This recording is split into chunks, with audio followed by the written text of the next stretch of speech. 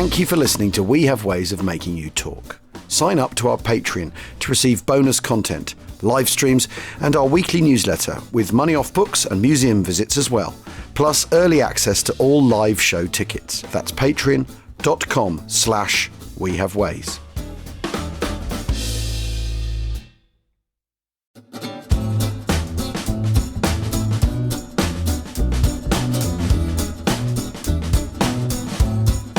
Achtung. Welcome to We Have Ways of Making You Talk USA, your Second World War podcast. For all your Second World War needs, with the Second World War in the USA bent. But actually, that's not what we're going to do today, is it, Jim? Because it's me, James Holland, and John McManus. But we're not going to do that, are we, Jim? We're going to do something slightly different. No, we're going to do a wash-up of last weekend's extravaganza, which was We Have Ways Fest 4. And of course, we've now got the delicious prospect of We Have Ways Fest V for victory. AKA FUNF. Yeah, I mean, it's amazing how it just falls perfectly in the right year. Stroke of luck. It's almost like you planned it that way. I mean, wow. People from outside might think we've planned this. Yeah. They might be tempted to have that impression. They don't know how random it is. We're joined by John McManus, of course, or J-Mac, as you're now called. Yeah, J-Mac. J-Mac. And you've had a bit of a journey to get back. I mean, you know, we just think it's a quick hop across the herring pond, but not for you. It wasn't this time. The whole CloudStrike thing, I got snared in it. And, oh, my goodness. So my flight from London to Atlanta got delayed about 5 hours. So there's a ripple effect that comes from that. Meaning we couldn't get our connecting flight from Atlanta to St. Louis, which was a night flight, spending the night in the Atlanta airport and then supposedly being on flights the next day that were then canceled. And so the bottom line, Nancy and I eventually just decided, you know what, let's just rent a car and drive home. And it's about a 9-hour drive from Atlanta to our home in St. Louis. But I'm so glad we did that, because we were actually able to get home, and then it was all under our control then, rather than just sit around in an airport for days on end or whatever else would happen. Yeah. Well, John, I mean, I think everyone thoroughly enjoyed the US contingent coming over. Oh, it was fantastic. You and Kevin Himmel. I mean, Kev is just hilarious and brilliant. Isn't he? Yep. And I mean, so many highlights over the weekend, but one of them was definitely your double act on Patton, which was it's just so interesting and informative and fresh and kind of, full of energy. And, it's just completely brilliant. Absolutely brilliant. It's so much fun. I like to give Kevin a hard time and vice versa, of course, as you guys know. But he is, in my opinion, the greatest living Patton historian or expert right now. I mean, Carlo D'Este, unfortunately, has died. And Martin Blumenson, Kevin's mentor, they were amazing. But Kevin, I don't know anybody who knows more and can bring it to life. His books are so well written. I highly recommend them. So it's fun to hang out. We have been doing this on and off for about 20 years. Kevin and I first met on the 60th anniversary of D-Day tour, and as it turns out, we were initially on the same bus, and people would just fire questions at us, and we just played off each other, and we've really enjoyed each other ever since. But I can't let him get his ego too big. I have to certainly cut him down to size. That's the thing about. Well, he was great fun. You both were, and one of the things I've been thinking about ever since is just sort of how can we get more American historians across. I mean, one of the issues, of course, is the cost of getting you over here. But I just felt there was so many more people from North America visiting and coming. Alaska, Ohio, Colorado. I met people from all over the US. What I will say is Kevin was very impressive in that he took to it all very, very quickly. And because John, you wasn't your first We Have Ways Festival rodeo. So, there's a fair deal of irreverence packaged into the entire thing. And he took to that like a duck to water. I was because, you sort of think, I do wonder what this must look like from the outside. And, he took it very much in his stride. Very impressive, particularly Super Gihan T-Tag on the Friday night where you were teamed together. And to those who didn't make it, this is what you missed. On the Friday night, as part of the sort of evening's entertainment, as the light begins to fail, we do a panel show in the style of a panel show you might see on the TV, but based around the business of the Second World War. And James and I are your hosts, and the quiz is sort of missing word rounds and who's the baby, identify the baby, Second World War baby. Shona Bambimi. Yeah, which I mean, threw up some quandaries for some people. And it was Ben Wilbond and Claire Mully playing against Kevin and John here. I can reveal now to those who maybe hadn't figured this out that Jim had somewhat tilted the quiz in favour of our British contestants. Really? No, I don't know if you spotted that, Well, John. I knew that you'd absolutely whip their asses. I knew you'd whip them. I mean, Ben is not a historian of the Second World War, and Claire is completely brilliant at what she does, but she's not a broad brush one. So your combined knowledge, yours and Kev's, was vastly superior. So it had to be tilted, plus with a kind of healthy dose of cheating as well. But you still won. That's the point. I joked with a number of people. I felt like Rocky fighting against Drago in Rocky 4. It was so much fun. Those were really good, intelligent questions. So too. I mean, I have to say, it was challenging because it's tough to come up with trivia questions. It wouldn't be too easy or too hard or whatever that are fun, and like the baby pictures. Yes. That was cool. That was kind of challenging. And there was one of them, where it was probably like an 8-year-old kid in a uniform or whatever. And my initial thought was, that's got to be George Marshall. But Kevin ultimately saved that question for us. He's like, you know what? It's Rommel. And I'm like, absolutely. You know the one I'm talking about. Once you know. Yeah. And Hirohito dressed up as a girl. I love that. Yeah, right. That was interesting. Quite extraordinary, that. Yeah.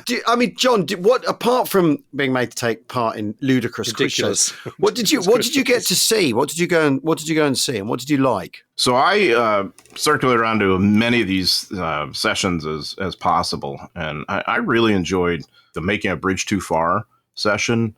I don't remember the gentleman's name. Jim Dowdle with James May, yeah. Yeah, so it was they had on a gentleman who had been in A Bridge Too Far, I guess, as one of the soldiers. Well, he was a stuntman on loads and loads of war movies. Okay. And that was really interesting to hear the ins and outs of how they made the movie, what that was like for him. He actually, was a British para in some scenes and an American airborne guy in another. And I would have never thought of that. Obviously, it's like I should have. And stitching up Robert Redford, which I thought was really funny. Yeah, that was interesting too. And what you missed, though, John, you missed his story about his first ever job. He's 18 and he's a junior armorer, and he's on the Dirty Dozen, and he goes into Lee Marvin's caravan or whatever and starts explaining to him how to kind of, this is a grease gun, this is what you got to do, this is how you strip it, all the rest of it. And Lee Marvin just sort of goes, uh-huh. And he passes it to him, and he just stares at him. He doesn't look down once, completely strips and reassembles the grease gun in front of him. And he goes, yeah, got it. Because, of course, he was in the war, wasn't he? He was a Marine. He knew the grease gun pretty well, obviously. Yep. Yeah. Love it. Yeah, I didn't hear that story. That's great. I missed that one. I missed that session. Well, that's one to chalk up for... Well, I mean, this is the thing. They're all going to be on the Patreon for people to listen to. Did you catch our chat about aerodynamics earlier in the afternoon? The thing I did with James May about Spitfire wingtips? Yeah, it was absolutely amazing. I didn't catch that. Oh, God, that was so good. Absolutely extraordinary, because, I mean, it was about the secondary effects of ailerons on a Spitfire. So the principle is everything you do to control an aircraft has a primary effect. So if you put the nose down, it's so you're going down. And the secondary effect is it makes the aircraft speed up. So if you pull the nose up, you go up, but you slow down, right? And so he was getting into what the secondary effects of using the ailerons are. And because what actually happens is when you tip, one wing ends up generating more lift than the other and all that sort of thing. So one wing's going, pushing the plane and it'll turn the body of the aircraft and generate adverse yaw. And so he was talking about this, and we had an iPad hooked up to the big screen where he was sketching out how the airflow worked in different ways. And then, of course, it was getting into that on the Spitfire, the ailerons are a certain kind of aileron. So there's a freeze effect as well, which is a different effect, which creates another break in the airflow and all this stuff. I will never have that conversation with anyone. No. Under any other circumstances. It was only there at that time and that place, right? And there were some jokes that came about at that moment. There's 1,400 people hanging on his every word as he's drawing these sort of airflow diagrams. And quite extraordinary that you'd get big laughs at jokes in that. In the quiz show and in the gang show we did on the Saturday night, there were jokes that, were niche for that audience. But this was like far beyond that niche. It's well deep down in the rabbit hole. And I sort of, that's the session I enjoyed doing the most, Jim, was because it was so far down inside that sort of well of interest, or whatever the right word would be. I was pleased with the mix of kind of super weighty, meaty stuff on kind of attitudes of Germans to the war and, how that's changed over time. We had with Katja and Hoyer and Tobias Buck and Alexandra Lloyd, which was just really, really interesting. Then we had, the sort of big campaign pieces. Then we had the kind of highly informed, but also kind of fun double header that you did with Kev on Patton. Then you had the kind of sort of, really lighthearted stuff, such as Jim Dowdle talking about his time as a stuntman on war movies, through to all the stuff in the Arsenal, which was incredible. The ones that I saw were really of incredibly high standard when you're talking about kind of, don't really feel comfortable saying amateur historians, but you know what I mean. And I think we got sort of the balance right. And the big thing about it, though, is it's so nice to go there, and everyone's just so appreciative. Everyone's so up for it. Everyone's so enjoying it. All the punters, they're there because this is a passion of theirs. This is a kind of a really important interest in their life. And they're suddenly amongst their own tribe. And the kind of, it's a very joyous occasion, which might sound odd when you're talking about a Second World War festival. But there's nothing wrong or kind of ill-fitting, I think, about being interested in human drama, about being interested in history. And encouraging that history by creating a spectacle and by giving people enjoyment by meeting other people, I think is completely fine. I don't think there's actually any paradox in that whatsoever.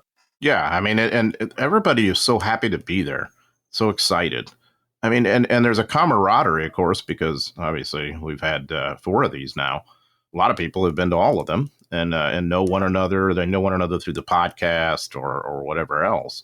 And you can tell that. I mean, it's a lot of friendships being formed. I have yet to meet anybody at any We Have Ways Fest who just hasn't been nice and enjoyable to be around. And it's I'm just saying from my standpoint, and I don't know how you guys feel, but in doing this pod and being an author and all that, it's so cool just to meet people who read your books and listen to our pod and want to talk things over with us, or just to know that it's something they enjoy.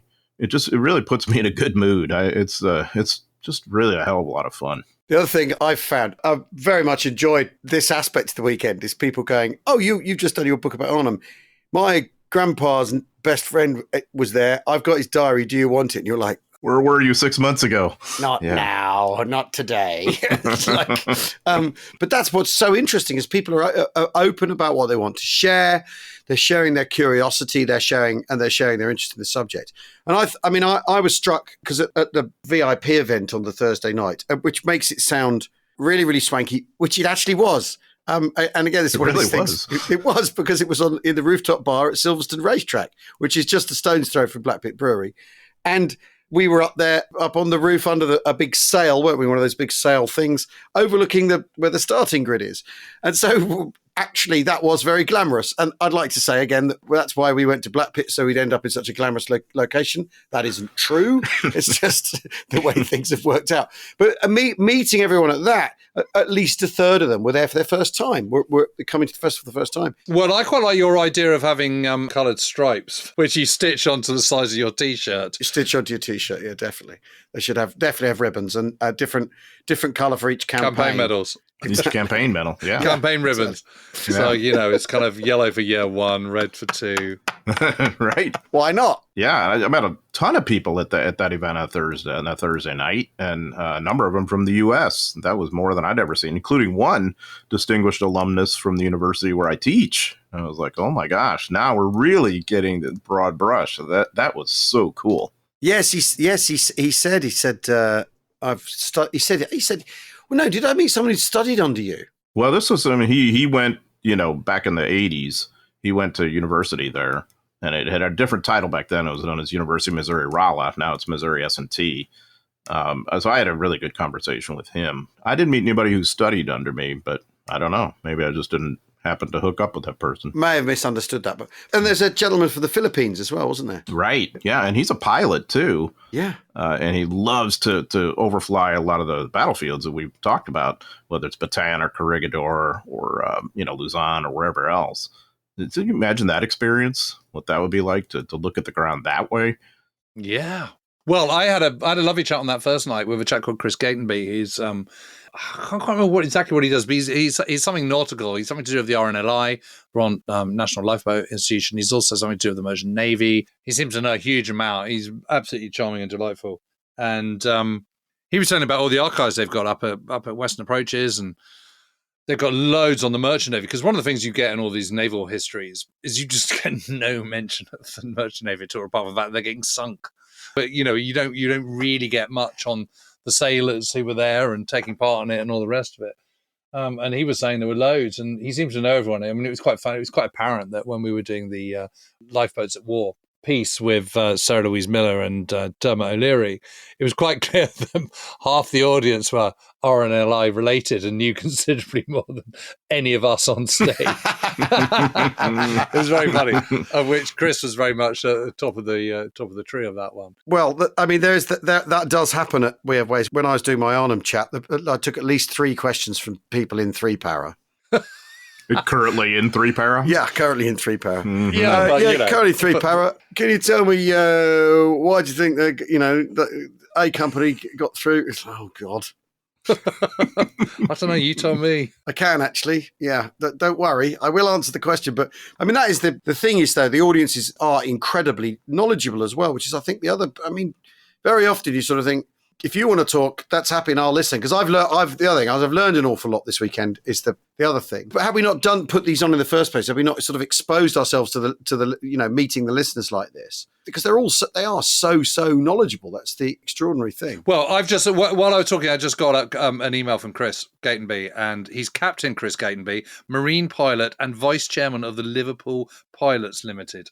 Mm-hmm. So he's quite a senior player, which is no wonder he knows so much about all this stuff. Most definitely. But he was just really, like everyone you meet, he's just so interested in the subject. Lots and lots of requests for more naval stuff, which I think we can easily oblige with. I'd quite like to do a piece on crushing the Wolfpacks in 1943. Well, you could do that, Jim. But I think Steve Prince could do Pacific Fleet. I think we need to get them to do an everything everywhere all at once thing. At Chalk, Steve gave me the Admiralty Diary for the 6th of June 1944, and it starts off with Normandy, but then it goes on to balloon patrol off Gibraltar. It goes on to mutiny in Greek Navy. This ship looks like it might be coming over, and it goes all over the world, literally all over the world. Wherever there's anything that the Royal Navy might have its eye on, it's in the Admiralty Diary for the 6th of June, and it's quite extraordinary. The global scope of it is yes, Overlord and this Neptune is important and all that, but the Navy's got its other stuff it's got to be getting on with as well. Maybe we need to persuade Steve to do something like that, and on this day. Well, yeah, I think he'd be up for that, or maybe Aidan, his one of his sidekicks, could do that, and he could do the Pacific Fleet, and Steve Fisher can do, which I've already asked him because I just got a bit carried away, but also I knew that you wouldn't mind. Ask Steve Fisher if he'd do Coastal Forces. Right, great, yeah.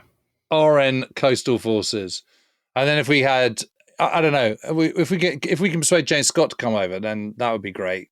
Definitely, that would be fantastic. And let's milk him for a couple, because we could do the U.S. Navy, submarines in the Pacific. Discuss. Okay, we'll get James for that. Then we could get him to do firebombing Fall of Manila. Yeah, get him to do that. Then we could get maybe you two could be in conversation on that one, John. That definitely. And then we could get him to do a standalone on Black Snow. Yeah. The firebombing of Tokyo.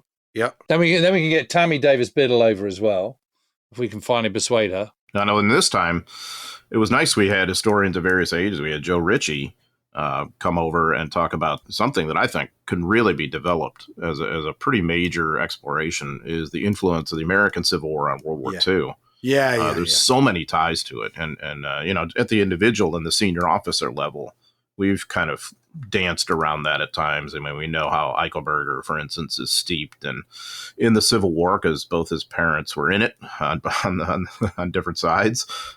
so many of these guys are products of that era. I don't know whether I've mentioned this to you guys, but I'll tell you, Eisenhower and Grant have major ties, and Eisenhower even directly tried to emulate Grant, not only in his decision making, but even when he wrote his memoirs, he wanted to do the same kind of thing that Grant had done. And so I was glad we had Joe there to kind of explore and develop that. And I think that hopefully we can get deeper into that.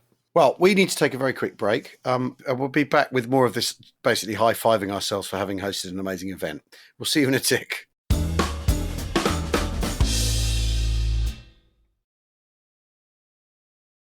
Hello, everybody. Tom Holland here, the co-host of The Rest is History, with some very, very exciting news. Now, to celebrate this year's Olympic Games, which of course are being held in Paris, we thought that we would dive into the story of another period when incredible spectacles were being staged in the French capital to much bloodier effect than anything we will see in the Olympics. And this is the story of the French Revolution.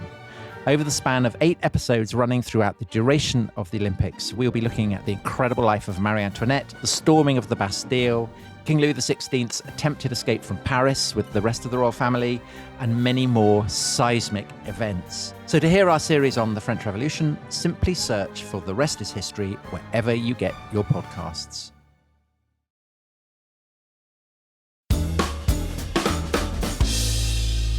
Welcome back to We Have Ways of Making You Talk, USA. Festival Wash Up with me, Al Murray, John McManus, and James Holland. I was just thinking in the break how wonderful we are, Jim, and what an amazing thing we've... We really are great. I mean, they're great people. By golly, we're amazing. They're really, really great people, all the people at that festival. Such great people. They're great people on both sides. They're great people on both sides. But have we ways first? A huge thank you to Matt Ford. I mean, who won't be listening to this, but that's who it was, who provided the voices of Keir Starmer and Boris Johnson for the Gang Show on Saturday night. That's awesome. Not Boris Johnson, Donald Trump. Donald Trump. Sorry, yes, of course. I don't know. God, why did I make... basically, Matt is a... John, I've worked with Matt a fair bit. He's a political comic and a madly good impressionist. Oh, my God, he's so good. He will be someone who, should Donald Trump not win the election this autumn, it's not that he'll be upset about it. It's just he'll be thinking, oh, damn, my impression's so good. I'd have got another 4 years work out of it. That could have been years of this impression. Exactly. Yeah, make Matt Ford great again. Yes. It was an incredible impression. He had the syntax down, everything. Oh, my gosh. Yeah, it's really, really, really something. And so he helped out with that for us. And a huge thanks. And to Carl Minns, who wrote that stuff for us.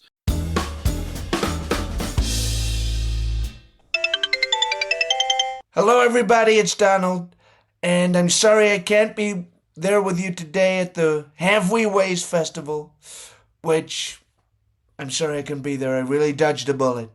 But I'm sure it's true. It's the greatest First World War podcast ever. It's the greatest. Nobody knows the First World War better than these two great men, great friends of mine, Lionel Murray and Slimeball James Holland.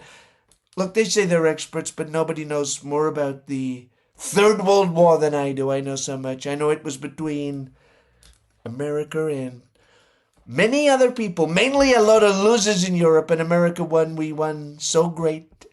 But I love World War One. It was even better than the First World War because everybody's saying it. Everybody says it was the greatest. We're going to make world wars great again.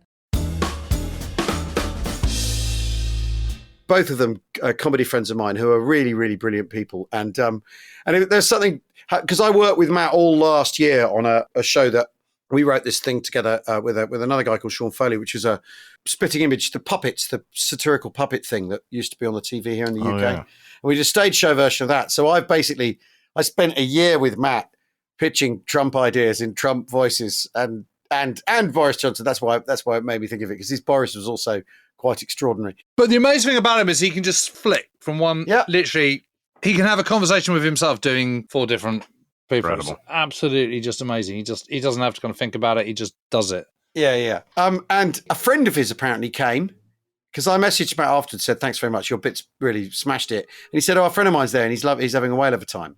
So no, that's good to know. Yeah, so that is good, isn't it? So one by one, we'll draw in these celebrity pals of mine. But I thought that was really good fun. The gang show, Jim. Great fun. The Answer show, I thought that was really good. I mean, Oh, yeah. you know, do you think, was it you I was talking to, John, about kind of sort of differences in the United States and Britain about how we tell the war? And yeah, it's kind of this, our level of irreverence is not kind of countenanced quite so much elsewhere. it's interesting. I think the mood of it is different. The Americans, I think, are much more reverent, especially since Saving Private Ryan. Of sort of worshiping any veteran or whatever. Not that that's bad. I'm not saying that, but no. And we have in the US, you have the whole kind of sort of thank you for your service thing. Yeah, exactly. Which over here we'd find that a bit embarrassing. Yeah, it's sort of creeping in. It's tried to creep in, and there was a sort of more of an element when there was a war on. So, but it's not around now anymore. I mean, I think one of the barometers of that is the fact that one of the big newspapers here, the Sun and Tabloid, was one of the big tabloid newspapers. When stuff was going on in Afghanistan, they had an awards ceremony called the Millies, where they would give awards to people in the services, and they'd have a heartwarming thing with a dog, and they'd have some poor bloke who'd been badly hurt and all that, and all this sort of thing, and honouring the families. They've stopped doing that now, and now it's about nurses. It's about people in the health service here. So it's like we were into that for a bit, and it's kind of gone away again, which I think is quite interesting. I mean, I think that we've got so much stuff hard baked into our media culture with sitcoms and funny films. Yes, because we've had Dad's Army and stuff. I guess you had MASH, but that was Korea. Yeah, we've had so much of it that's baked in that I sort of think we've been laughing about it. I mean, maybe it's because it was literally closer to home, and one of the defense mechanisms is to laugh at a thing like that. I mean, it might be that. You guys probably know Keith Lowe. I think he pointed out something really very insightful.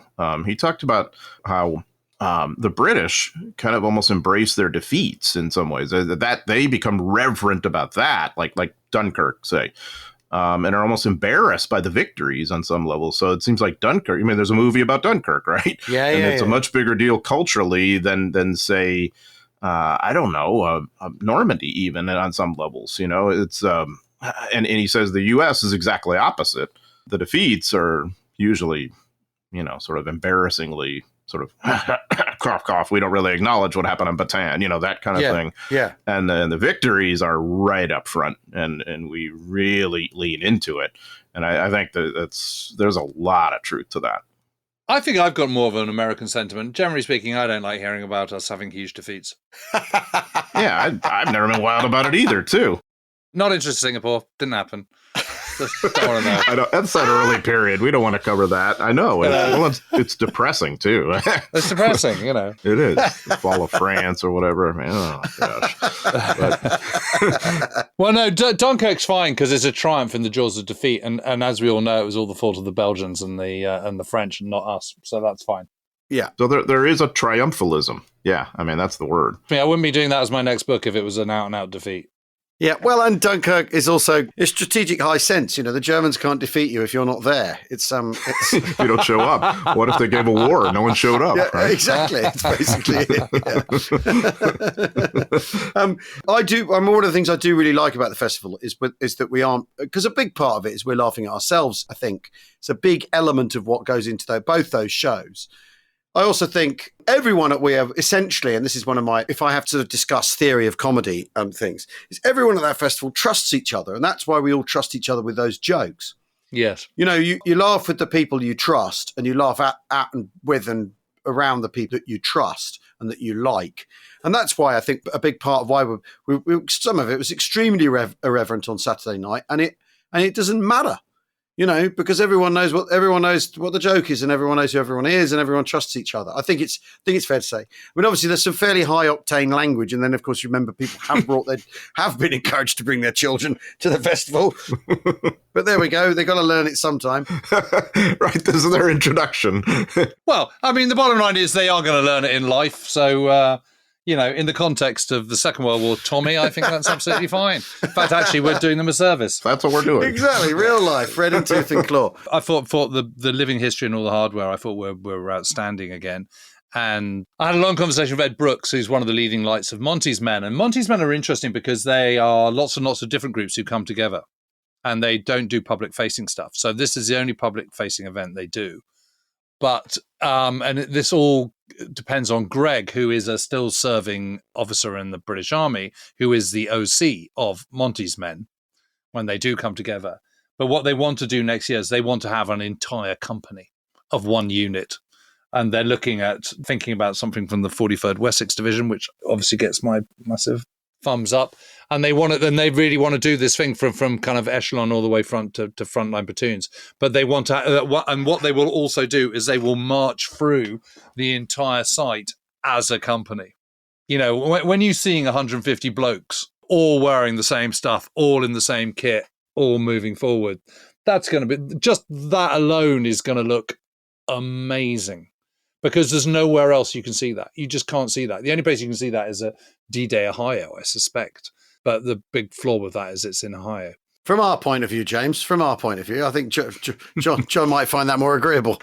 You don't see that in the UK. Maybe. You just don't see it. You don't. And that'll allow people to visualize. And then to have them covering a whole wood, and you'd have kind of, MG troops, and you'd have the echelons, and you'd have the company staff, company headquarters, and the dugouts and the different dugouts and signals and rifle platoons, etc. I have to say, I thought the weapons demonstrations were very interesting. The small arms demonstrations were fascinating. The different sounds. And I know, Jim, that you're robust on your view of the MG42 and its virtues compared to the Bren gun. But when I heard the MG42... Yeah, no, it does sound good, doesn't it? I thought, wouldn't Section. That's half the value of the weapon. It's psychological effect. When you hear that ripping sound...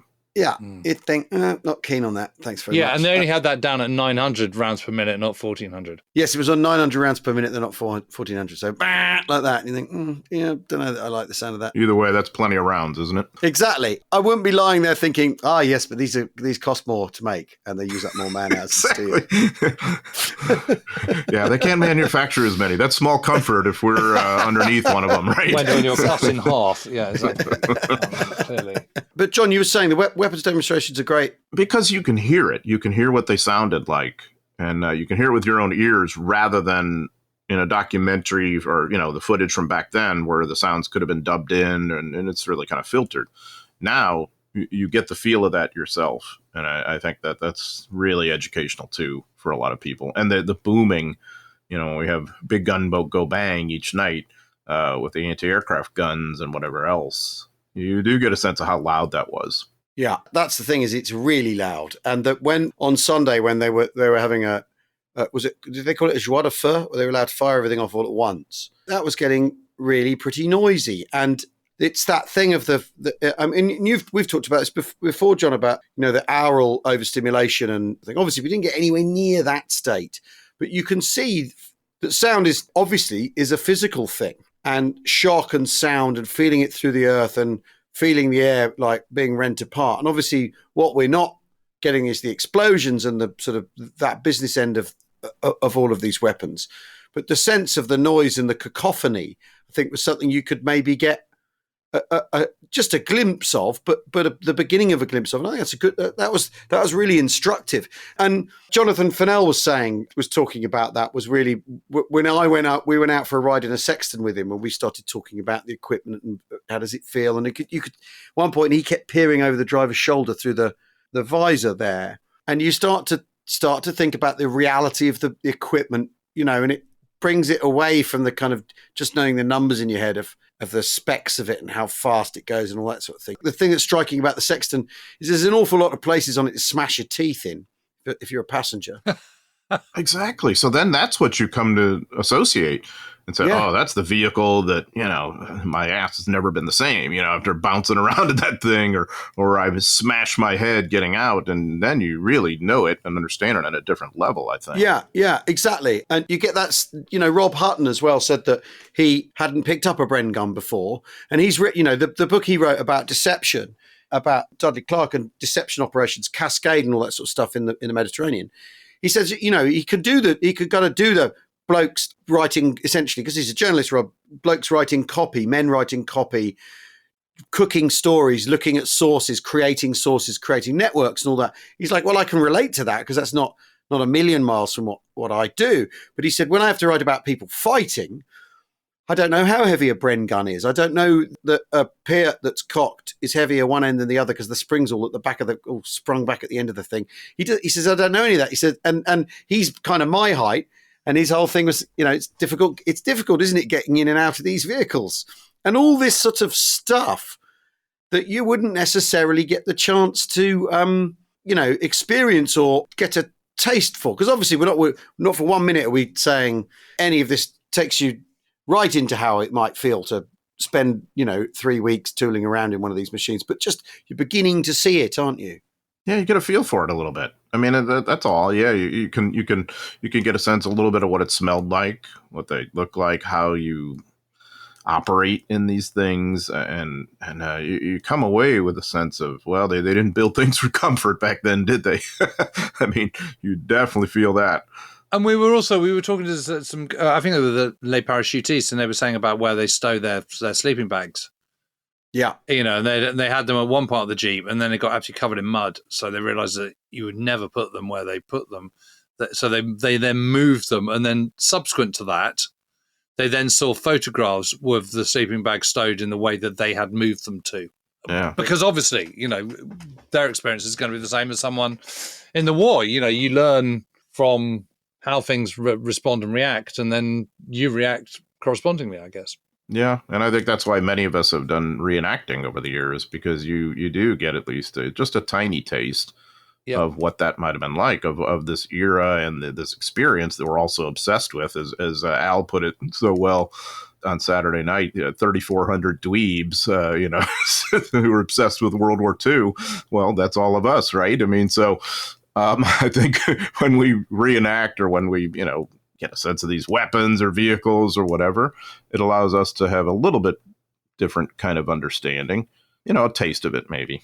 Yeah, no, I think so. I mean, it was just a really fun weekend, and I've been kind of buzzing about it ever since, and thinking about things we can do next year and other stuff we can add to it and make it better. Well, on the musical side, who knew that you both had these incredibly talented kids? Wow. I mean, Willow Murray singing, I mean, it was basically like Adele was there. I mean, it was almost like equivalent of that. And then Ned Holland on his guitar and singing. Yeah. Like, oh my goodness. So where did all that come from? What's the background on that? How did they get those gigs, though? That's the big question. Well, who knows who they know? But I'm just curious of the background. I mean, have they been, immersed in music training for years, or how has all this come up? Willow has had singing. She had singing lessons. She said she wanted singing lessons, and when she was sort of 6, she's 21 now. And I was playing in a band with a friend of mine. In fact, a band that used to be called T34. And therein hangs a tale. We've had to change our names since, obviously. And there was a woman in that called Penny, who teaches.